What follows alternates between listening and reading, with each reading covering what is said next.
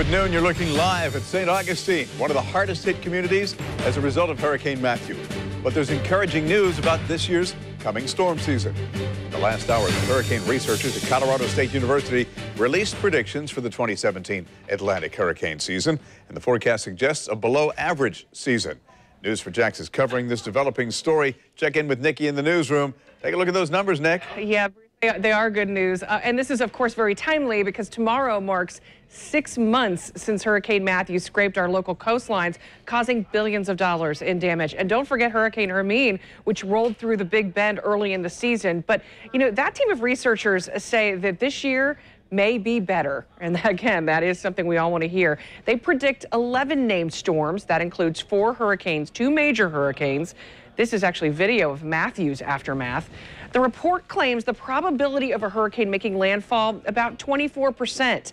The average landfall probability over the last 100 years is 31%. It might not sound like a big difference, but it is significant. However, despite the predictions, researchers say we should never let our guard down. So the team will have an updated forecast in about 55 days. That's actually when hurricane season officially begins on June 1st, Bruce.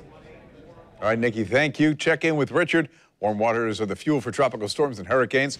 Cooler than normal temperatures are what's driving this season's predictions. Rich, what do you think? I believe it's going to be based on the El Nino, and that has a 60% chance of hitting its peak right around when we get into the peak season for hurricanes. So we're looking at September, where those cooler surface temperatures on our water are likely to continue. So as we look here, we got 66 up to 69 as we continue to head to the south. And it'll expand the map to our sea surface temperatures here. You can see that the Gulf Stream right here is much warmer, and then you've got the colder water to the northern Atlantic and warmer to the south. There's a lot warmer fetch here to the southern part of the Pacific Ocean. The atmosphere is always looking for equilibrium, where one area may have a ton of energy, the other area is trying to balance that out. The energy this time is going to go to the Pacific Ocean, which means they could see an elongated and/or a more ferocious hurricane season, tropical season in through the Pacific.